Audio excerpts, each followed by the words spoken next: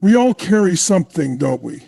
Some invisible weight, some old pain, a regret, a memory, a voice in our head that won't stop whispering. And over time, without even realizing it, we begin to shrink under the pressure of things we were never meant to hold on to forever. But here's the truth. Your peace, your growth, your joy don't live in what you add to your life. They live in what you're brave enough to release. This isn't a list of rules. This is a roadmap to freedom. And if you're willing to listen, really listen, not just with your ears, but with your heart, I promise you, something in these next few minutes might just change how you walk through life. Not heavier, not harder, but lighter, freer, better. So take a deep breath, let go for just a moment, and let's begin. You know, one of the hardest things for people to admit, especially high achievers, leaders, caregivers, the ones who always seem like they've got it all together, is that they're trying to control everything. Every detail, every outcome, every person around them. And it's not because they're bad people. It's because somewhere along the line, they learned that control equals safety. That if they could just hold all the pieces tightly enough, nothing would fall apart. They wouldn't get hurt. They wouldn't fail. They wouldn't be disappointed. But let me tell you something from experience. Real power, real freedom doesn't come from control. It comes from letting go of the illusion that you ever had it in the first place. Think about it. How much time, energy, and emotion do we spend trying to force life into a box, trying to predict every outcome, protect every emotion, manipulate every situation so it fits our picture of how it should go? And what happens when life doesn't cooperate? We get anxious, we panic, we blame ourselves, we blame others, we spiral, all because we bought into the myth that we were supposed to be in control in the first place. I want you to imagine holding a handful of sand. If you clench your fist around it, try to keep every single grain inside. What happens? It slips through your fingers. The tighter you grip, the more you lose. But if you relax your hand, just stay open, that same sand can rest right there in your palm. That's life. That's people. That's your path. Letting go of control isn't about giving up. It's not apathy. It's not laziness. It's not saying whatever happens, happens, and then sitting on the sidelines of your own life. No, it's about showing up with your whole heart, doing your absolute best, taking the actions that are within your power, and then surrendering the rest.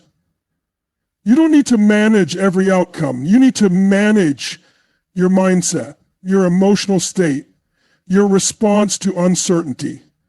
That's where your real influence lives. Some of you are carrying this need to control from childhood. Maybe you were the peacemaker in a chaotic home.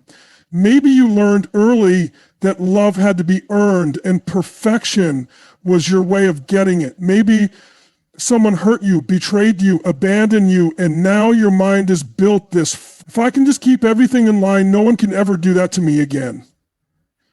But the fortress is a prison.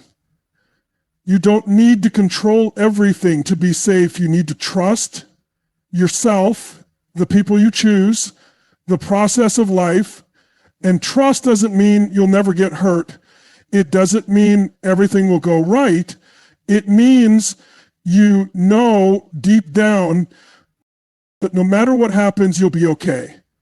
That you'll adapt, that you'll grow, that you'll rise. Some people spend their entire lives trying to avoid pain, and in the process, they avoid living. They avoid love. They avoid risk. They avoid spontaneity. They avoid opportunities that could have changed everything because they couldn't guarantee the result. But life isn't a formula. It's not a spreadsheet. It's not something you win by out-strategizing everyone else. It's an experience. A full spectrum, high voltage, messy, beautiful experience. And when you let go of control, you don't lose power. You reclaim your energy. You reclaim your presence.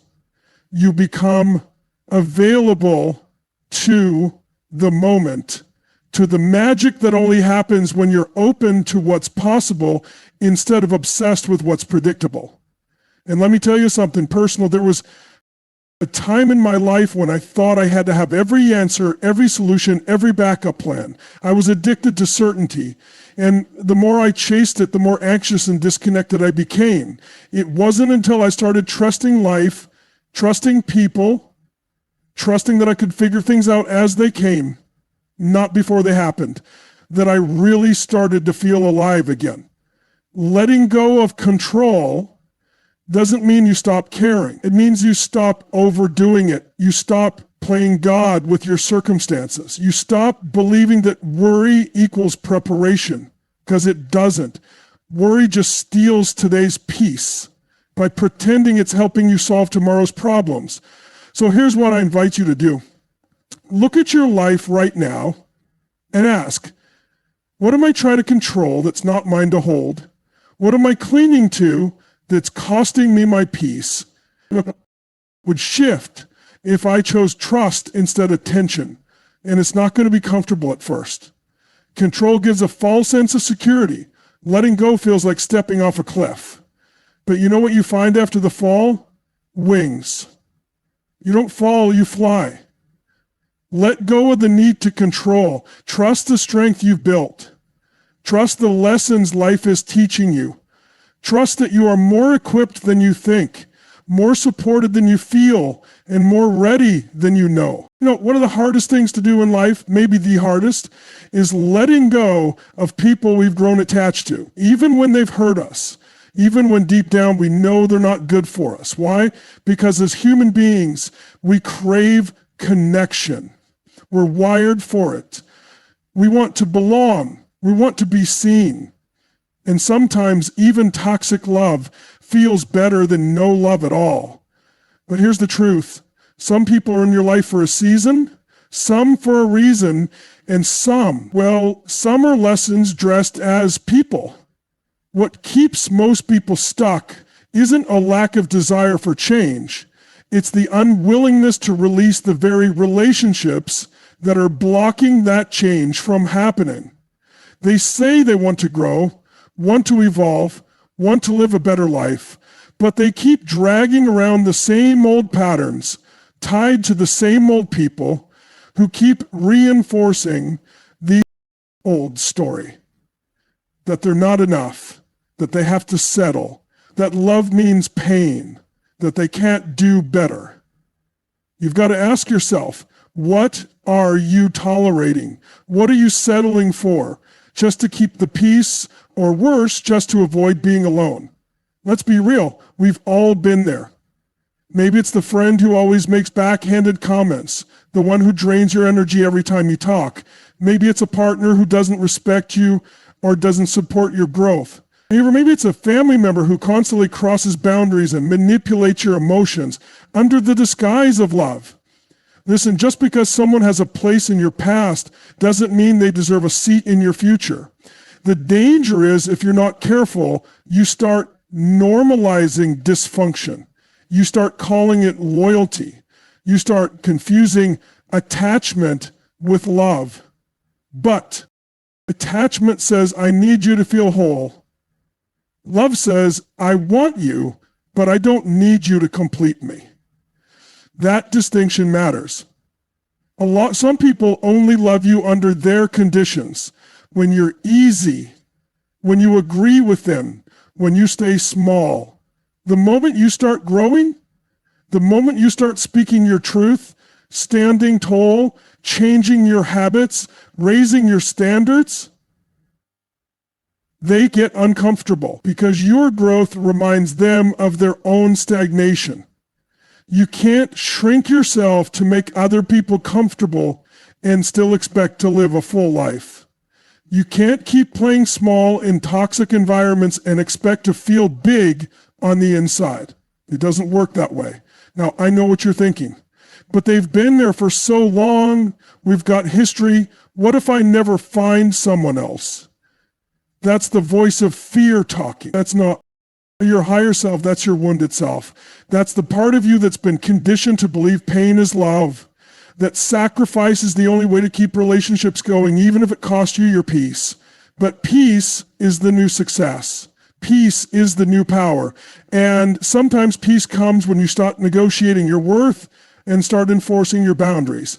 Letting go doesn't always mean slamming doors or creating drama. Sometimes it's quiet. Sometimes it's a slow drift.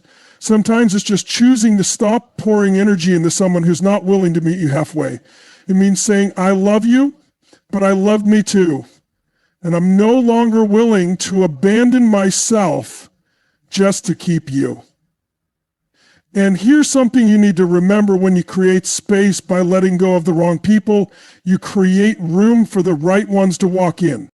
The people who see you, who support your journey, who challenge you to rise, not shrink. People who remind you of your light, not your darkness. You were never meant to carry relationships that constantly feel like a fight for air. You deserve alignment. You deserve authenticity. You deserve to be loved in a way that feels like freedom, not a battlefield.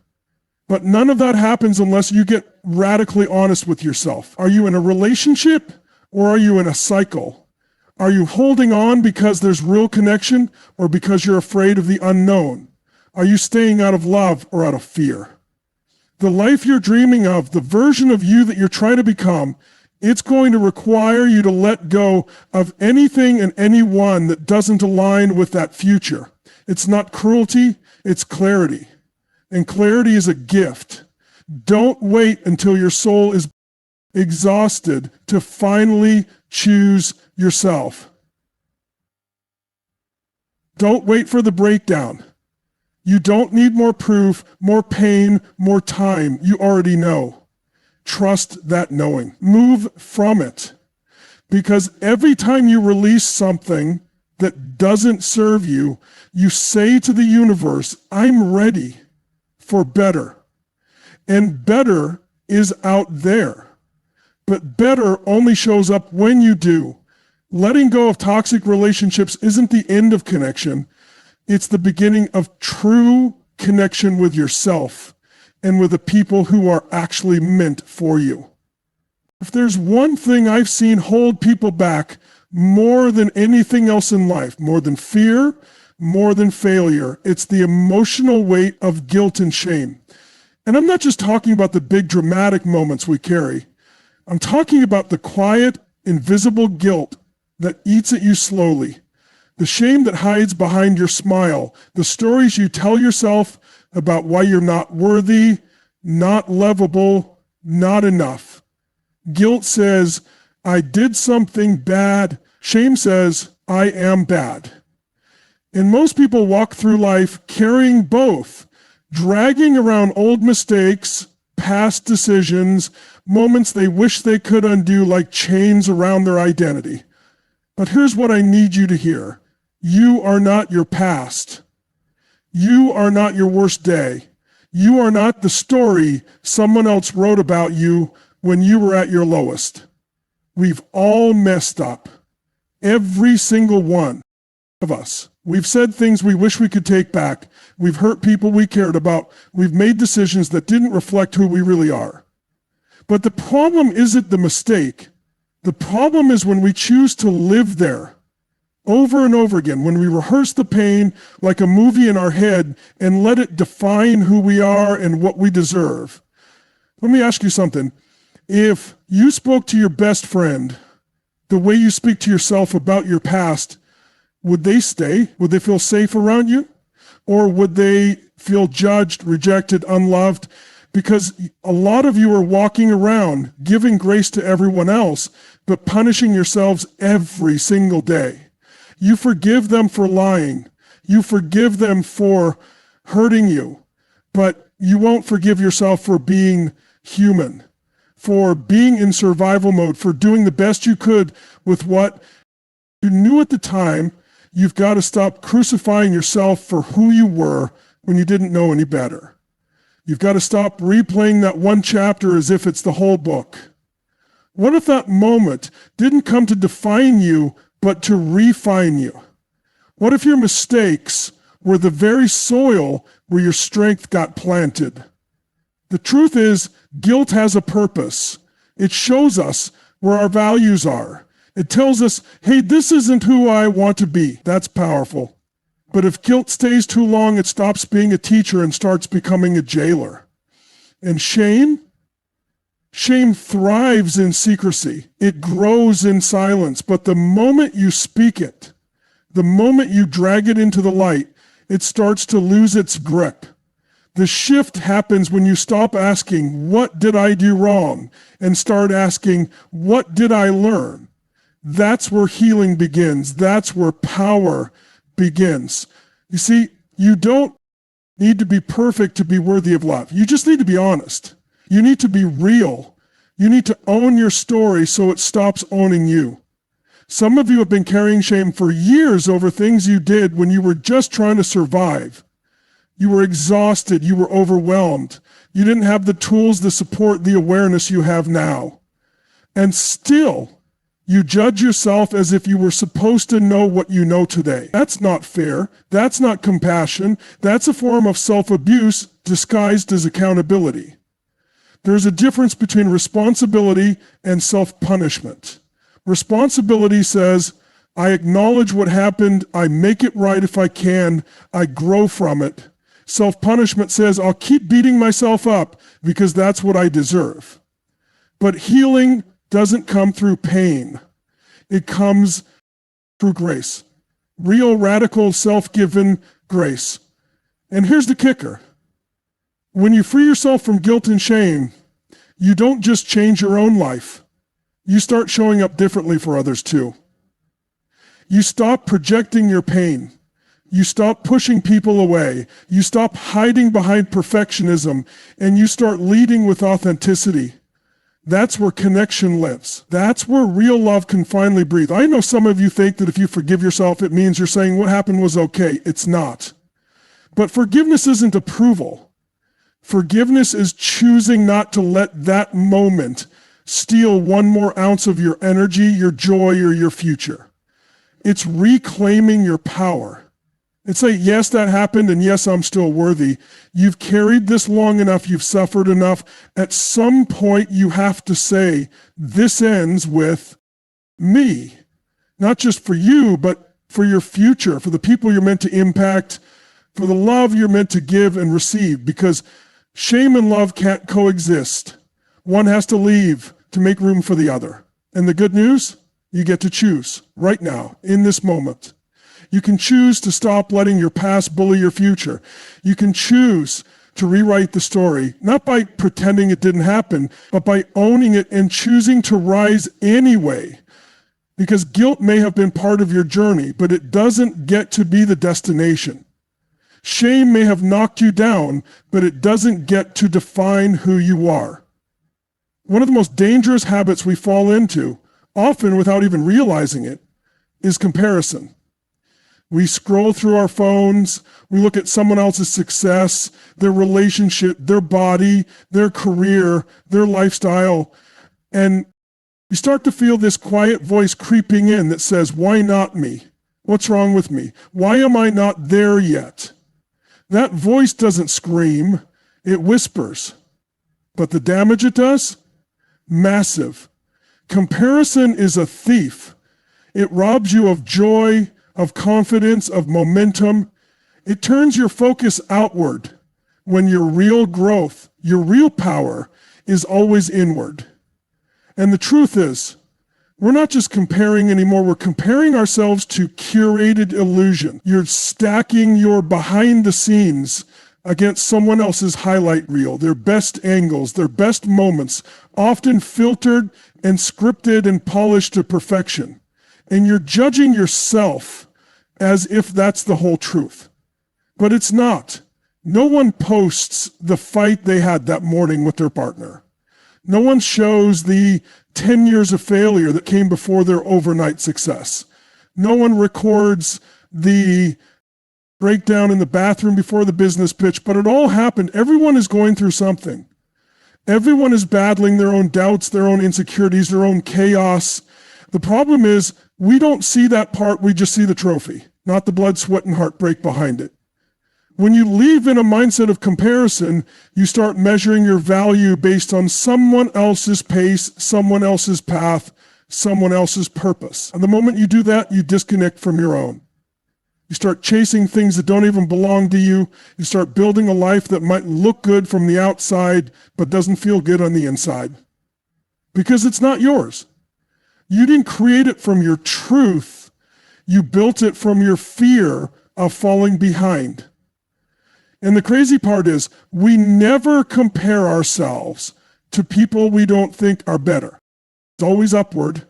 You're not scrolling social media, comparing yourself to people struggling. You're looking at the one with the perfect body, the perfect partner, the 7-figure business, and thinking they've got it figured out. But maybe what you don't see is the anxiety they live with.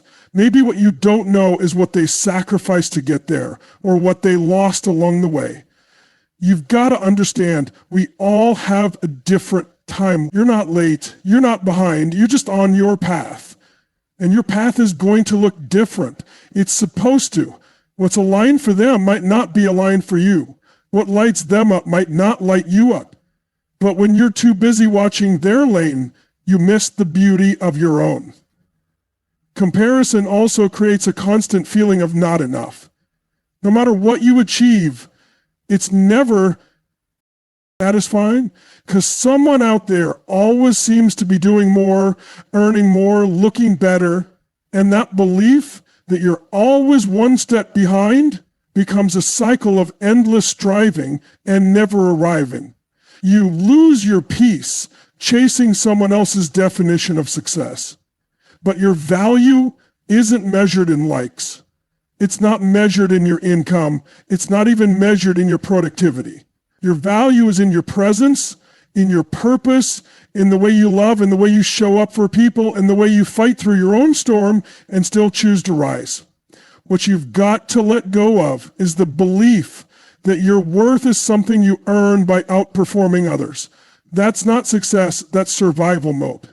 And you weren't born to survive, you were born to thrive. And you can't thrive when you're stuck in comparison, because comparison creates resistance.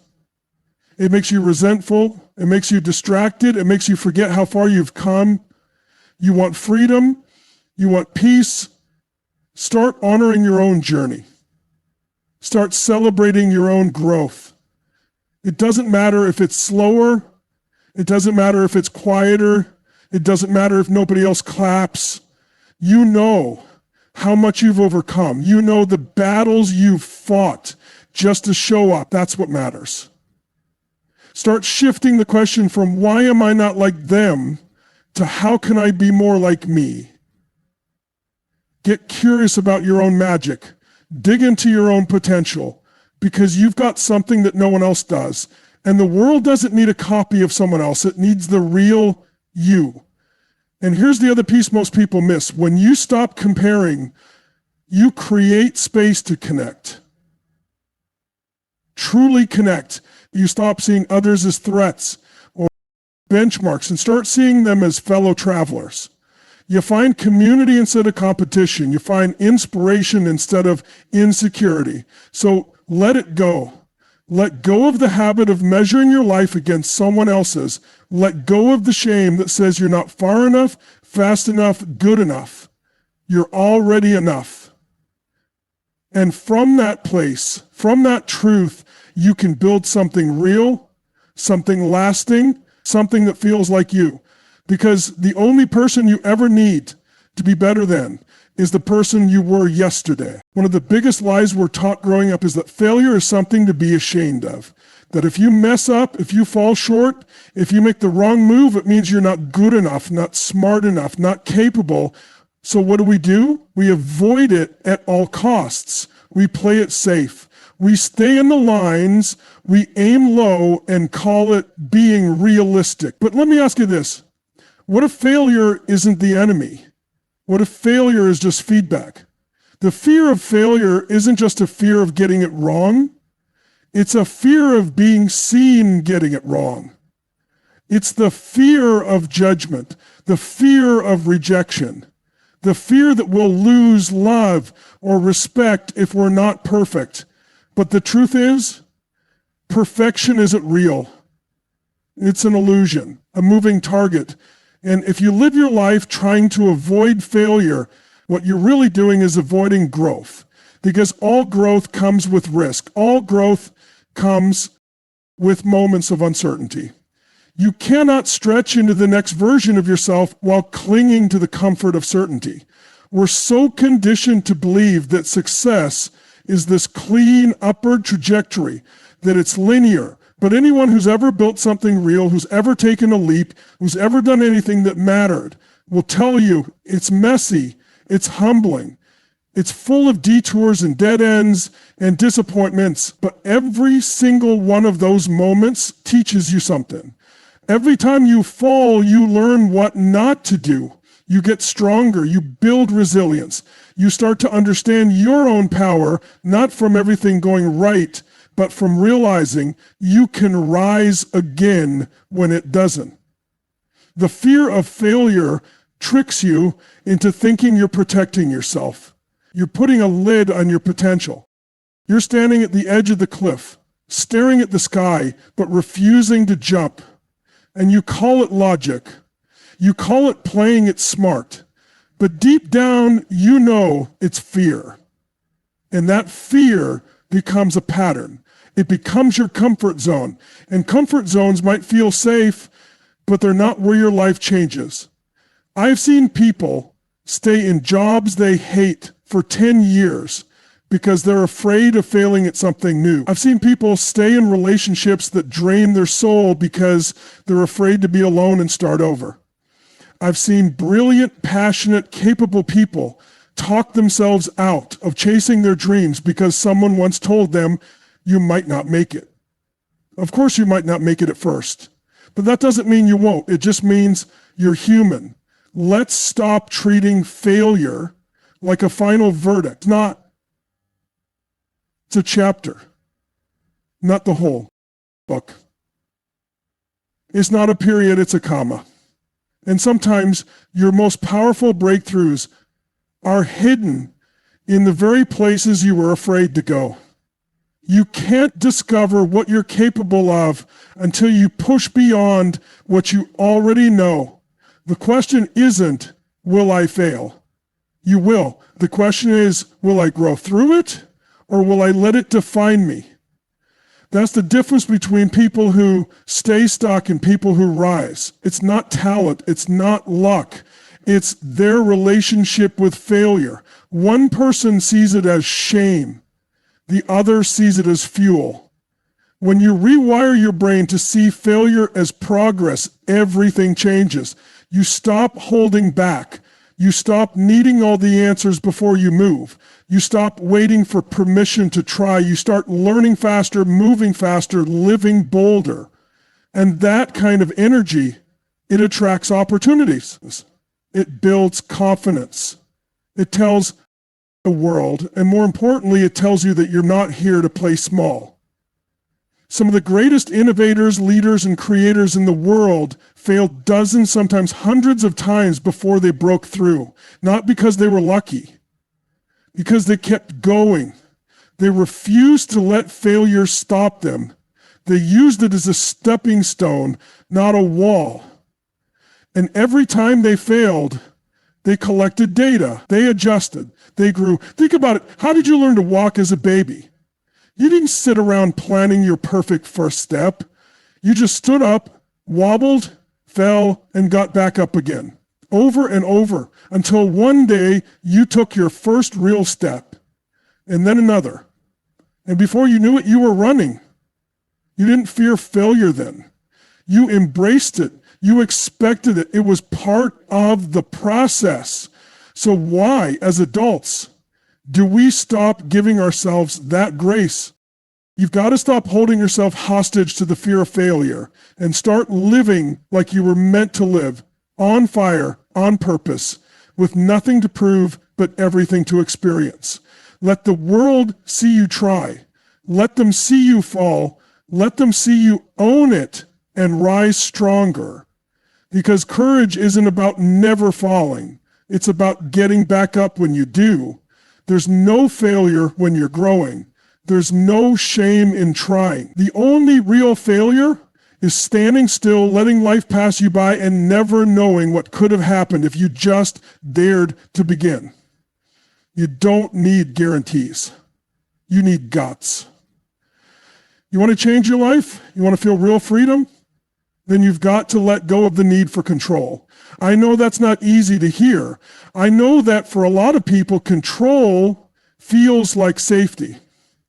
It feels like certainty. If you can just control how people act, how things turn out, what the next step looks like, you think maybe then you'll be okay. Maybe then you can relax. But here's the truth. The more you try to control, the less control you actually have, and the more peace you lose along the way. We live in a world that teaches us to grip tighter, to plan more, to micromanage every part of our existence. But life doesn't work like that. Life is not a machine. It's a flow. And when you try to force it into a rigid structure, when you resist the natural rhythm of change, you create tension, you create stress, you create suffering. And the worst part, you miss the magic. Trying to control everything is a fear response. It's rooted in the belief that if you don't orchestrate every detail, something will fall apart. Maybe you've been hurt before. Maybe things went wrong when you let go. Maybe you trusted someone and they let you down. So you told yourself never again. You built walls, you made plans, you took the wheel and said, I've got this. But control is exhausting. It's like trying to hold your breath all day and call it protection. Eventually, something's got to give. And when it does, it's not just the thing you're trying to manage that collapses. It's you. You can't control what people say. You can't control what they feel or how they react or what they choose to do.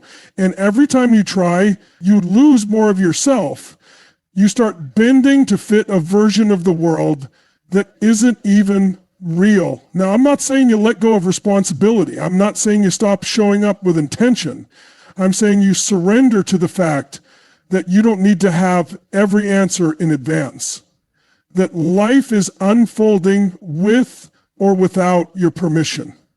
And the faster you align with that truth, the more energy you reclaim. Control says, I need to know exactly how this ends.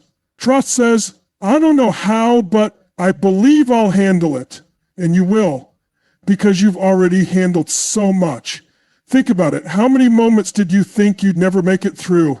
But here you are, stronger, wiser, still breathing, still rising. Life has a way of working things out, not always the way we imagined, but often better than we could have planned. See, the need for control usually comes from a place of fear, fear of the unknown, fear of chaos, fear of losing something that matters. But fear can't lead your life. It doesn't know the way. You've got to start shifting from control to clarity, from fear to faith, from force to flow. When you let go of control, you don't become passive, you become powerful. Because now, instead of fighting you're working with it. You're reading the signals, you're adjusting course, you're open to opportunities you never saw when you were too busy clenching your fists. It's like this. Imagine you're holding onto a rope, gripping it so tight your hands are bleeding, and someone tells you if you just let go, there's a net right beneath you. But your fear screams, what if the net's not real? What if I fall? So you hold tighter, even though it's tearing you apart. The truth is, sometimes letting go is the most courageous thing you can do because it requires trust. It requires belief in yourself, in something bigger than you. In the process, control is based on the illusion that we're responsible for every outcome, but you're not. You're responsible for your effort, your attitude, your energy. That's your lane. That's where your power lives. Everything else, how people respond, what doors open, what storms come, is out of your hands. And when you finally accept that, not as a limitation, but as a liberation, everything shifts. You begin to breathe deeper. You start to enjoy the journey, not just endure it. You stop needing everyone to act a certain way in order for you to feel okay. You stop scripting every step and start showing up fully in the moment. And from that place of trust, that place of presence, life starts moving through you instead of just around you. Some of you are so busy trying to control your circumstances that you've forgotten how to feel, how to love without fear, how to risk without guarantees, how to show up even when the outcome isn't certain. But that's where life lives. It's in the unknown. It's in the letting go. You don't need to know the whole path. You just need to take the next step, and then the next, and then the next. One breath at a time, one decision at a time, trusting that no matter what comes, you've got the strength to rise. Because you don't grow when everything is under control. You grow when you finally release the grip. Open your hands and trust that life has your back. But there's something heavy we carry around, often without realizing it. It clings to us, weighs down our joy, and clouds our ability to fully experience the present. And it's called guilt. Guilt over what we said, guilt over what we didn't say, guilt over mistakes we made, people we hurt, promises we broke, things we didn't do quite right. And for so many people, that guilt doesn't fade, it festers. It becomes this invisible chain, keeping them tied to a version of themselves they no longer are, and maybe never truly were. Here's what you need to hear. Guilt, in its healthy form, is a signal. It's a guide. It's meant to be a teacher, not a life sentence. It's your soul saying, hey, we're out of alignment here. Let's course correct. That's powerful. That's valuable. But if you keep carrying guilt long after the lesson has been learned, you're not growing anymore. You're punishing yourself. And that's not noble. That's not humility. That's self-sabotage. Wearing a mask. We all make mistakes. Every single one of us. You think the people you admire most never messed up? Never let someone down, never had to face the mirror and say, I could have done better. Of course they have.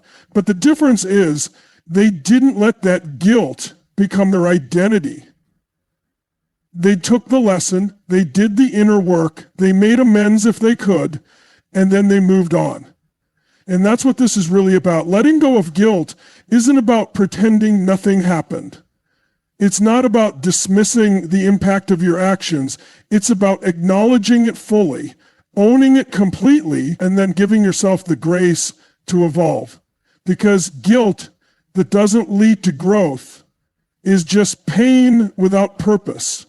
And if you're stuck in that loop, reliving, rehashing, replaying, you're keeping yourself anchored to a moment that was meant to teach you, not define you.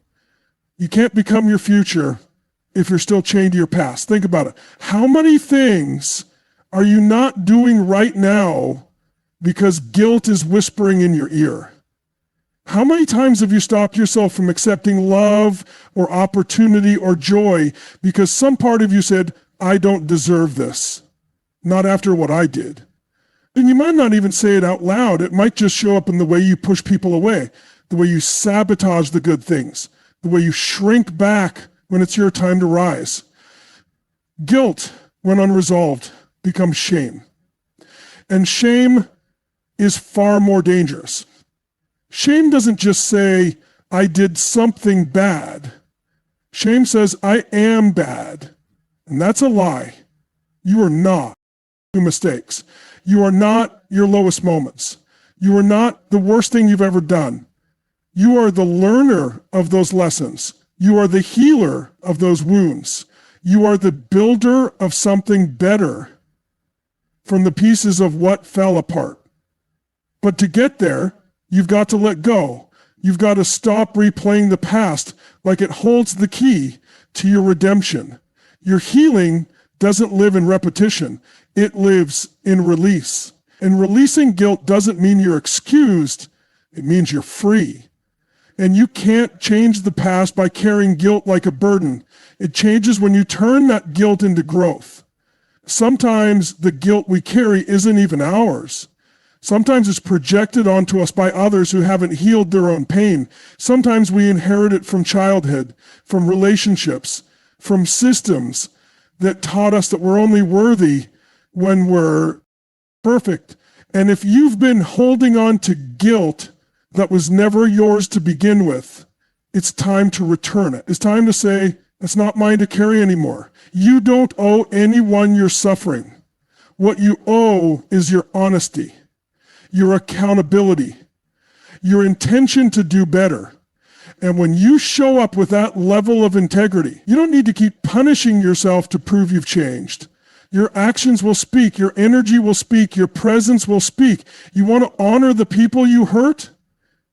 Be better now. You want to make peace with your past? Create a future that reflects who you've become, not who you were. You want to forgive yourself? Start by realizing that you're still here. And that means you still have the power to make things right. Starting with you, look, forgiveness is a process. And self-forgiveness can be the hardest of all. But it begins the moment you stop seeing guilt as your identity and start seeing it as the catalyst. It begins when you ask yourself, what did I learn? How can I grow from this? What kind of person do I want to become because of what I've been through? And then you choose that every day. You don't have to be perfect to be worthy. You don't have to erase the past to be free from it. You just have to stop letting it control your now, because you are more than what you did. You are what you decide next.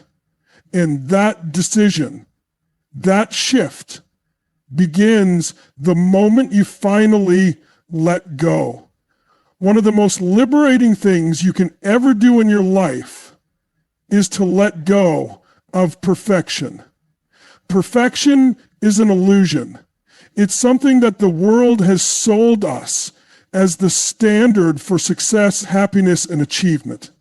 But perfection is not the goal. Perfection is a trap. It's the thing that keeps you stuck, keeps you waiting for the perfect moment, the perfect conditions, the perfect everything. And here's the hard truth. Perfection doesn't exist. It never has, and it never will. I know so many people who are chasing this idea of perfection, always waiting for the right time to start. They want everything to be just right before they take action, whether it's in their business, their health, their relationships, or their personal growth. And what happens?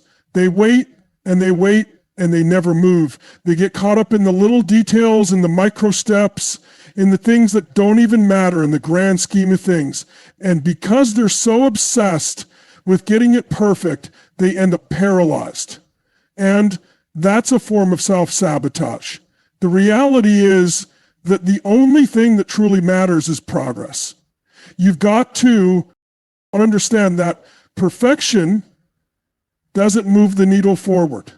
Progress does. It's the willingness to step into action, to embrace the imperfections, to make mistakes, and to keep going anyway. It's about having the courage to take imperfect action, to throw yourself into the process, knowing that every step you take is one step closer to the person you're meant to become.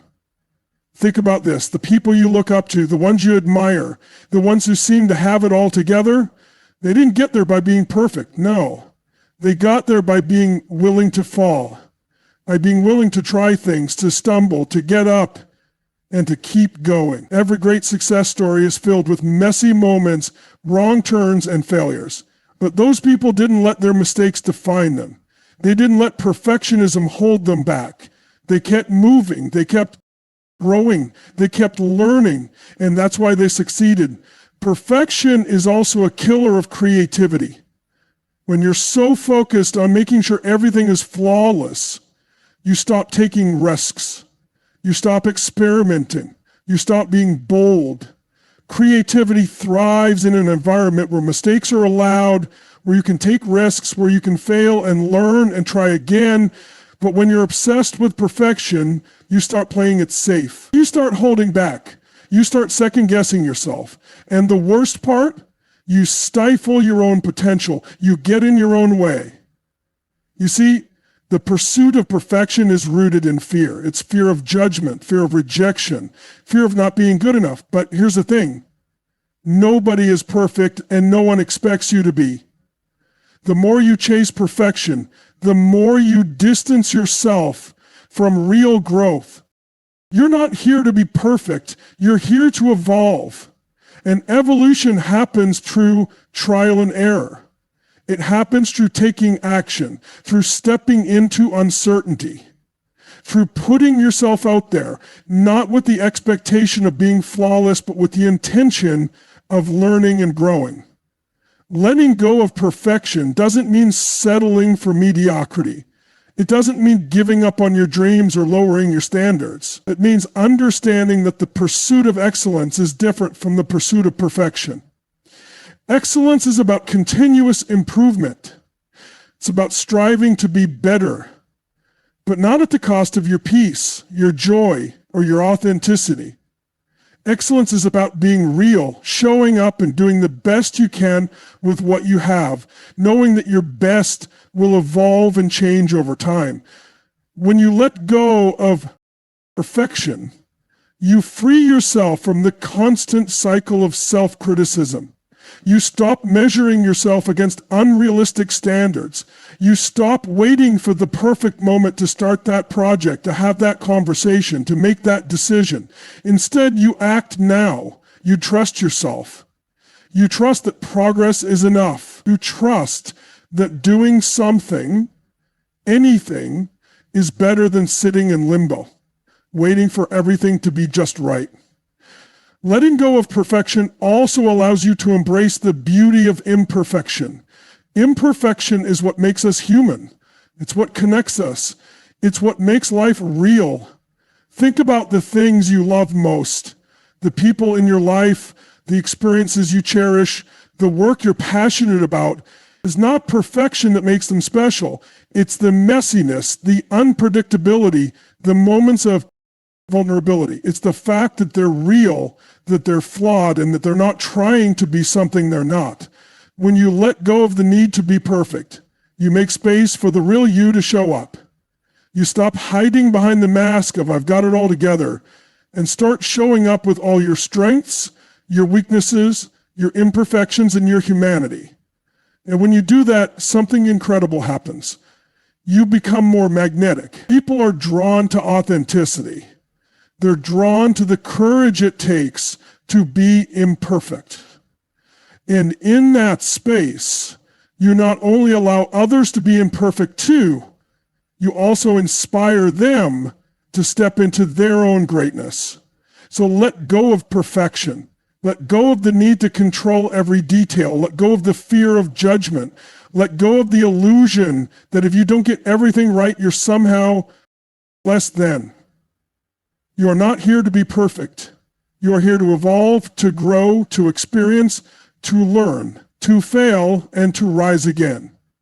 In the end, perfection is just another barrier that keeps you from showing up fully. Progress is where the magic is, and that's where you need to focus. On becoming the best version of yourself, not the perfect version. Because you were never meant to be perfect. You were meant to be real.